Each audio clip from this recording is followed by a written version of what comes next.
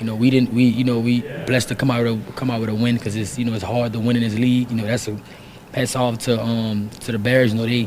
That's a good team. But we weren't satisfied with our performance. We know we can play way better.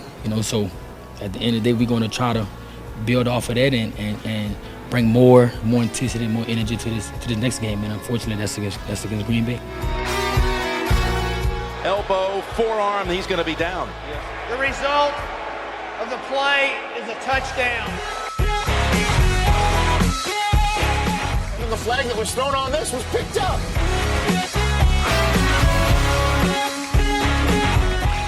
I don't know, did it get the face mask? Only do that if you're telling the official you're reporting. The Lions hangover.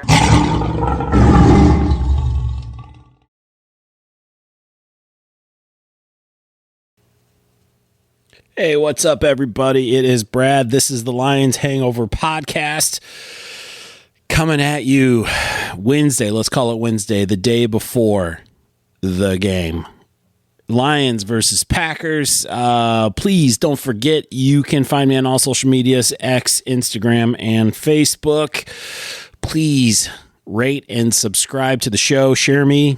I will be announcing the next giveaway, the next Twitter listener giveaway after the game, in the post-game show. So stay tuned for that. Follow me on Twitter to find out, and of course, listen to the post-game show to find out what the next giveaway will be. Yeah, it's going to be between Brad Holmes, Calvin Johnson, David Montgomery. Those are all bobbleheads, and there is also a collector coin at stake here. So it's going to be one of those things. So let's get down to it. The Lions facing the Packers. Of course, the Lions are winners of the last 5 out of 6 games. The Lions have swept them in 22. They swept them in 20. Holy, come on, man. It's confusing how this is written out just because we played games against them in January. Of course, we played them January of 23 in the 22 season. We did sweep them. in the 22-23 season. We split the series with them in the 23-24 season, and now here in the 24-25 season, we are going for the sweep. Of course, last game we played them was just early November 3rd, where the Lions won 24-14 in Green Bay. The Packers, though, they lead the all-time series 106-77-7. Good for them. But, the Lions winning 5 out of 6 here. History's changing. Brah, as Marty McFly would probably say. Let's reminisce a little bit about that earlier game.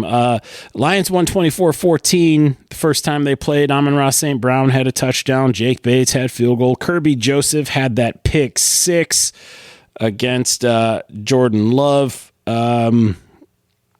Jahmyr Gibbs had a touchdown.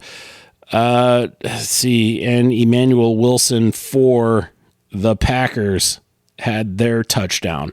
So right now the Lions are trying to get to 12-1. That sounds freaking unbelievable. I don't ever recall a time. I mean, obviously it's never happened because everything that the Lions are doing right now, it hasn't happened since 1934. But it's just 12-1. I've never heard it. I've never said it about the Lions. Isn't it surreal? We were listening to Meek Robertson there at the beginning of the show. He was the sound clip courtesy of the Detroit Lions. I feel like I need to make sure I say that. Otherwise, it's copyright infringement. I have to give credit where credit is due. The Packers are trying to go up to 10-3. Currently, they're 9-3, of course. The game, Thursday night, second Thursday game in a row. It works out that way. I'm not a big fan of the Thursday night games, but it does work out in the sense that at least it's not a short week for the Lions. And it's like they get a little bit of a bye week, like a half a bye week for the Bills game coming up next weekend, December 15th. So it'll be 10 days later when they have the next game. So they'll get a little bit of rest. Hopefully they'll get some players back. But yeah, the Packers they're going to try to get to 10-3, but we're not going to let them. I'm feeling pretty good about this game. Lions made some moves, man. Lions made some moves, and they had to make these moves because of the injuries that they've had here. The good news is it looks like Emmanuel Moseley, I've been saying this for like 3 weeks now. It looks like Emmanuel Moseley is going to play. God, please help us. Dear Lord, 6 pound, 8 ounce baby Jesus. Let Emmanuel Moseley play. Let him play. Apparently, he had some sort of a hamstring issue this week at practice, and that's it felt kind of tight for him. They were a little bit concerned before the game last week, so that's why he didn't end up getting any snaps. Good news is Carlton Davis III will be back, but it seems like DJ Reader is going to be out. Josh Paschal's going to be out. Levi Onwuzurike is probably going to be out, and Taylor Decker is probably going to be out with a knee injury. So the Lions brought in some defensive linemen, and they brought in some linebackers, and one of those linebackers is a slash safety, Jamal Adams, 3-time Pro Bowler. He's just kind of been waiting in the wings for somebody to sign him. I saw a quote from him earlier talking about how the Lions didn't need to sign him. They didn't need to make that call. They just wanted to make that happen. So, yeah, here it is, the quote that I see. They didn't have to call me. They didn't need me. They've been doing phenomenal. So just to get a call, just to get that call from a first-class organization like the Detroit Lions is a no-brainer for me. There is so much here that has never been said about the Lions before. The Lions have never, before Dan Campbell and Brad Holmes, they have never been a destination. Okay. Nobody ever wanted to come play for the Lions before. And if they did, it's because they just got a big fat paycheck. Lions used to be that team that had to overpay people to get them to come here or perhaps even get them to stay. But not anymore, man. With the success that we've had the last 2.5 seasons, halfway through 22, I guess you just call it 2 years flat since we're in the middle of this season. But, the success that we've had, people see that Dan Campbell is making a difference. The culture that has been brought in here, the attitude of the locker room, you can just tell. People love playing here. People love the town. They love the team. And, of course, above anything else, people want to play for a winner. They love the success we're having. So, it's good to have Jamal.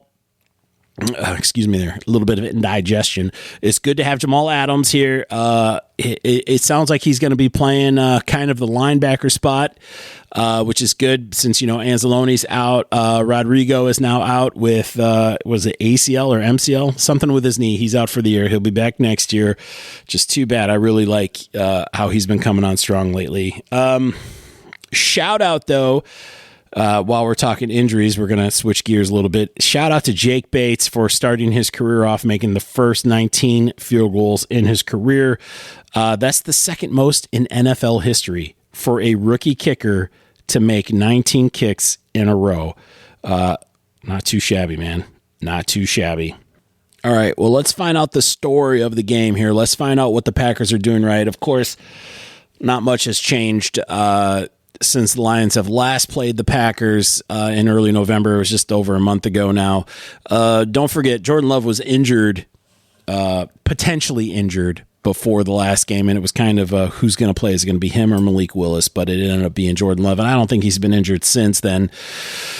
So let's talk about Jordan Love. He's played in 10 games so far. He is 194 of 308. He's completing 63% of his passes. He's thrown for 2,500 yards, 2,518 to be exact. He's averaging 8.2 yards per pass. He's averaging 251.8 yards per game. His longest is 70 on the year. He's thrown for 20 touchdowns and 11 interceptions. He's been sacked 10 times. He has a quarterback rating of 95.4. This man, he's a good quarterback, okay? And I actually like Matt LaFleur as a coach. In the beginning, it was like, is LaFleur a good coach or is Aaron Rodgers a good quarterback? And I think for a little bit, come on, let's be honest, Aaron Rodgers was a bit of a good quarterback in the beginning of LaFleur's coaching tenure there in Green Bay. Of course, it's all LaFleur now, and Rodgers has crumbled into an old man. That happens with age. They also have Josh Jacobs. He's carried the ball 221 times. He's ran for 987 yards. His longest is 38 yards on the season. He's had 6 big plays on the year. I believe that means plays over 20 yards, if I'm not mistaken. He's got 8 rushing touchdowns. He's fumbled the ball 2 times, and he's lost 1 of those. Their next man up is Mr. Emmanuel Wilson. He has ran the ball 68 times for 332 yards. Josh Jacobs is averaging 4.5 yards per carry. I don't know if I said that. Wilson is averaging 4.9. Malik Willis, he's the 3rd on the team. Let's see. Jordan Love. Okay, he's down there. So Jordan Love, I thought he was a little bit more mobile than this, but it says he's only carried the ball 18 times for 48 yards. So don't look for Love to scramble too much. I mean, of course, it can happen. I would think that he is athletic, but we are not looking for that. So their leading receiver is Jaden Reed with 693 yards. He's caught the ball 44 times. He leads the team with receptions as well. He's got 6 touchdowns. That 70-yard play was to Reed. And then next we have Dobbs. He's caught the ball 34 times for 483 yards, 2 touchdowns, 7 big plays. Reed has 12 big plays on the year. He's averaging 57.8 yards per game. That's Reed, of course. Then their tight end, Kraft. He's got the ball 36 times on 49 targets. He's got 480 yards, 6 touchdowns. So, let's see, 6 touchdowns there. 6. So Reed and Kraft both have 6 touchdowns. So this looks to be their 2 main passing threats. They also have Wicks, Dontavian Wicks, not a main wide receiver. He's only got 21 catches on the year, but he does have 4 touchdowns. That's more than Dobbs, and that's more than Watson. Christian Watson, that is. Watson and Dobbs only have 2 touchdowns on the year. So Reed, Kraft, and Wicks, those seem to be their main threats as far as the end zone goes. So, going to have to play tough on those guys. I'm not too worried, honestly. All around, not too worried. They're not scrubs. They're good. They're good receivers. Okay, they with everything being said, they've got 2,898 yards receiving. Okay, that's between the 2 quarterbacks and every single wide receiver, or every single receiver, not wide receiver. I mean, obviously, running backs are catching the ball too. So they have weapons. Josh Jacobs, you kind of worry about, but let's see. What did the Lions do last time? Okay, the last time the Lions played, they held Josh Jacobs to 95 yards. His longest was 37 yards. So that's actually probably more than what the Lions have had against them as far as running backs go all season. So they're going to want to do a better job of containing the run. Jordan Love also threw for 273 yards, no touchdowns, 1 interception though, but he did not get sacked at all. This was after the Aiden Hutchinson injury though, and our pass rush was kind of non-existent for a little bit there. Jordan Love did go 23 of 39. And then you had Wilson. He ran the ball. Emmanuel Wilson. He ran the ball 4 times for 28 yards. So if you go by, and Reed, he had 5 catches for 113 yards. Kraft had 4 catches for 34 yards. Dobbs, 4 catches, 28 yards. Watson, 3 catches, 37 yards. So it looks like, Reed was their big threat, over 100 yards receiving. Okay. And then the ball was just spread out through the rest of the receiver crowd, but nobody really burned us for that except for Reed. And then Jacobs, he had I would say a good game, 13 attempts, 95 yards. I'm kind of surprised at the 13 attempts, especially if he was having success, but he was probably game planned out because the Lions had, going into the third quarter, the Lions had a 24-6 lead, so they probably just got game planned out. So they had to start throwing the ball a little bit more. We do need to worry about Quay Walker on defense. He is their leading tackler with 89 total tackles. He's a linebacker, of course. He's got 2.5 sacks on the year. He is not the leading sack guy. Their leading sack guy is Mr. Rashawn Gary. He's got 4.5 sacks on the year. Defensive tackle Devontae Wyatt. He's got 3 sacks on the year. Lucas Van Ness. He's got 3 sacks. The other defensive edge. And then we have a bunch of guys with 2.5 sacks. As a team, they have 32 total sacks on the year. Okay, 32. This is going to be the 13th game. No, actually, this is 13th game. I believe everybody's had a bye week by now. This is the last week of bye weeks. So, hey, Google, what is 32 divided by 13? Here we go. 32 divided by 13 is approximately 2.46. Okay, so about 2.5 sacks per game is what they are averaging. So that's modest. I would say that's probably the league average is about 2.5 sacks per game. But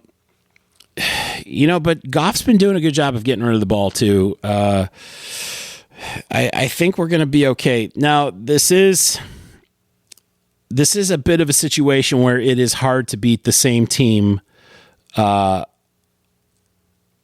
in a year. Okay, so even though we beat them on the road the first time, they're coming here. It's going to be prime time. They're going to be ready to play. They are jockeying for playoff position. We are playing for the number 1 seed. We are playing for the lead in the division. Nothing is locked up yet. We have Minnesota hot on our heels. Philadelphia is playing great. Things are tense. Things are heating up. This is the home stretch of the season. The Lions, man, they just got to keep going strong. They got to keep going hard. And as I'm talking about this right now, I'm starting to form all of the thoughts in my head of what I think is going to happen, how I feel the game is going to go. I think the Lions are going to do okay stopping Jacobs. I don't look for him to have 95 yards again. That seems to be an anomaly. That seems to be the exception on the year. Look for him to have less than 90 yards is what I would say. I think anything over 75 yards for Jacobs is a good day for him. If we can hold him to less than 75 yards Thursday, I think the Lions have done a good job. If we can keep Jordan Love and the wide receivers to less than 260 yards, I feel like the pass defense did a really good job. I think this game has the potential to be a shootout, more so than the Bears game did. The Lions, let's be honest, have not played the best football the last 3 weeks. The last 3 games have not been, they've kind of been malaise offensively, like kind of almost lethargic a little bit. We came from behind that Houston game. Like, think of how frustrated you were watching that Houston game until we won. Like, I think I was pissed the whole time that Houston game was going on until the very end. It wasn't until like the last 2 minutes that I was like, holy cow, we did it. We didn't play great. We didn't play great against Indianapolis, and we didn't play great against the Bears. We came away with victories, but Green Bay is a better team than those 3 teams that we played. So hopefully we are ready to bring it. Hopefully we can stand our ground and, come away with another victory, our 12th on the year. We definitely need to stay ahead of Minnesota and Philadelphia.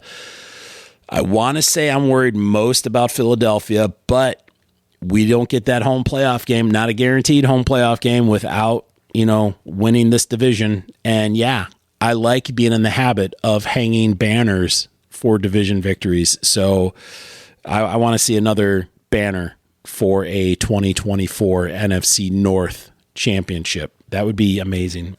Wouldn't that? Man, that banner's right above where I sit, too. I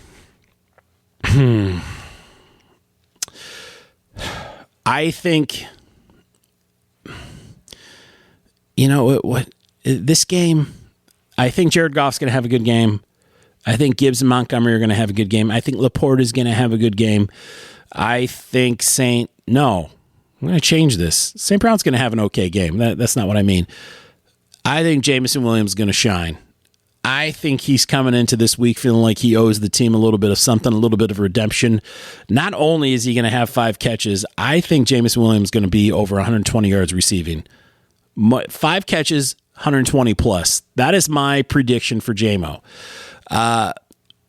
I don't think that's unreasonable. I look for Montgomery to have a good game, 70 plus yards on the ground. I look for Gibbs. Dude, I'm seeing this in my head, and believe it or not, I'm right. Believe it or not, I've been right, kids, more times than not. I feel like Gibbs is going to have more than 60 yards on the ground, and he's probably going to have another 30 or 40 catching. Although they do got good linebackers, man, that's going to make it tough for Laporta and Gibbs for what we do with them. It's going to make it a little bit tough for St. Brown as well, being in the middle there. But, Goff played smart last time we played them.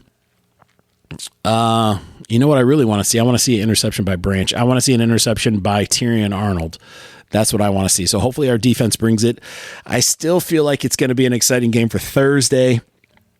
I think it's going to be more exciting than a 24-14 victory. I think, let's see, I'm trying to put a score together in my head. I think this one's going to come close to 40 for both teams.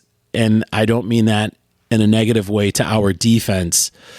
I hope our defense stands strong and shuts them out, and I hope we coast to a victory. I would love to see us light up Green Bay because there are people out there saying Philadelphia is a better team than us. I haven't heard anybody say that Minnesota was a better team than us, but I feel like there are some people that put Philadelphia ahead of us in the power rankings. And currently the last power rankings that I saw was Pro Football Talk. They have Lions at number 1. They've got Green Bay at number 6. So this is a worthy opponent coming in. We cannot play the way that we have played the last 3 weeks. I know I was just saying that, but I'm saying it again. The Lions need to get it together. Lions have to play sharp. They have to play smart. These guys that they just brought in are going to have to make an impact right away, specifically Jamal Adams. I feel like he's the one that's getting the biggest spotlight. He's the one filling in for injuries right now. So hopefully he's ready to go. Hopefully he's excited. Of course, Zadarius Smith, he is playing against Green Bay, and this is part of the reason why he hoped he was coming here. I hope he has 2 sacks against Jordan Love. I think he has a personal vendetta against Green Bay. So it's time for him to, make good on his excitement, I feel like. What else? I'm still trying to put a score together. Okay, here it comes. It's going to be close, but I think the Lions are going to do it. I will say 38-34 Lions. I think they cover the spread. They're 3.5-point favorites. I think they cover the spread. 38-34. Oh man, we're gonna have huge defensive plays, but I still feel like when it comes down to it, Green Bay is going to be able to get into that end zone. We're not going to keep Jordan Love from throwing touchdowns this game. So I do think it will get ugly. It will get ugly. So, yeah, 38-34 is my score prediction. I do think the Lions are going to win. I do feel like we're going to come away feeling like it was a better game than the last 3 weeks that the Lions have played. I do believe the Lions will go up to 12-1, and that will put us in good position against the Buffalo Bills, who we'll talk about that later. I've got lots of mixed emotions on the Buffalo Bills and superstitions and other such things. So we will talk about that when that time comes. Until then, I think this has been my preview, man. We talked about everything. We talked about the stats they did have the first time we played. We talked about stats that they have so far this year, how I think they're going to play, injuries, all of that stuff. All right, I think I covered it. So, okay, it's 12:15 now, and I think I am going to go to bed. My eyes are kind of burning, but I was happy to do this. So thanks for listening, everybody. Please stick around for the post-game show coming up. Oh, man, I don't know if I'll get to that Thursday night. The post-game show will probably come out Friday afternoon. I'll probably, oh, crap, I got to get up early Friday, too. Oh, man. All right, I'll see what I can do as far as Thursday night goes. I might just have to bite the bullet. It might just be a 4-hour sleep night. I got big plans for this weekend. Lots of working to do. So I'll try to squeeze this in. Man, I feel like Thursday is my only shot. Maybe I'll record something from the car. Who knows? All right, no problem. Look, there's going to be a show, but it might not be until Saturday. Holy hell. I hope you guys still listen. I try to get this stuff out to you as soon as possible, but I will do my best. All right. Well, thanks for listening to me ramble about this one. I am excited. I can't wait to see some football. I feel like it's been forever. Yeah, because I didn't go to the Thanksgiving game. So it's been a month since I've been down to Ford Field. So I can't wait for this. And I'm getting really excited thinking about it. I've missed it. All right. I will talk to you guys later. Adios, muchachos.